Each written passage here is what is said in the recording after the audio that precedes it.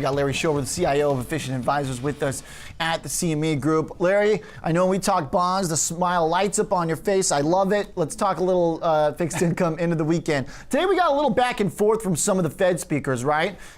You've had some saying, look, we got to wait for the data. Others saying maybe there's a hike on the horizon, and bonds are finally starting to let loose a little bit. What do you think has happened here? Should we pay attention to some of the weakness the past couple sessions?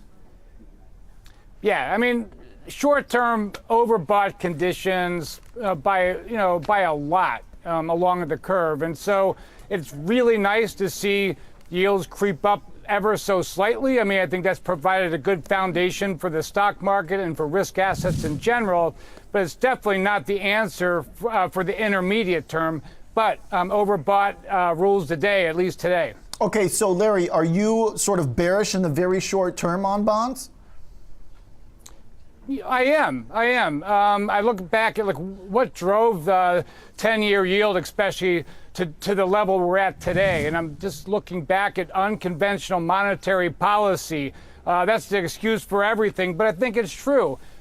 Strong relative yields compared to everywhere else. I mean, our yields are really strong, especially with our growth, and the term premia at record lows. All that to say, I think we can just trade in a consolidated range, and I definitely would turn a little bit bearish right here to see it all play out. Yeah.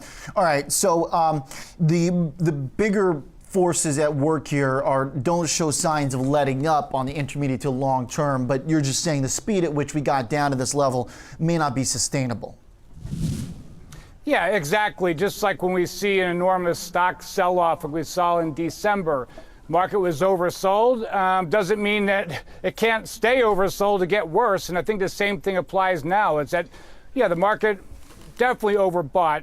I think everybody would agree with that. But I also think that's overbought and uncharacteristically so, to the point where it does make sense to lay in a few shorts, at least for the time being. Now, we know that the 10-year and the 5 moved a lot quicker in yield to the downside than the 30-year did. Does that mean if you want to play that kind of, swing backwards, that you do it on the shorter end of the bond curve? I think so. I mean, I think that's where most of the volume is, and that's where most of the reaction is, especially 210 or 5.7, 7.10.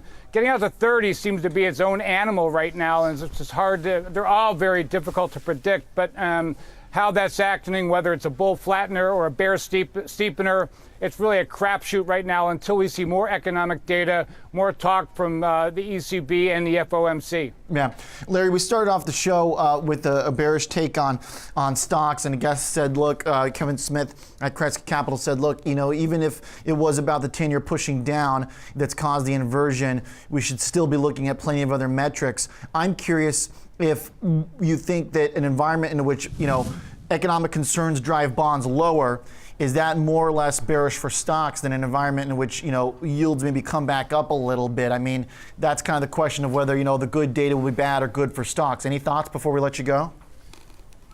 Yeah, that's the trillion-dollar question, because right now it seems like the Treasury market is the emergency release valve for all macro ills that surround us. In the stock market, and we see that S&P 500 went up 13% first quarter.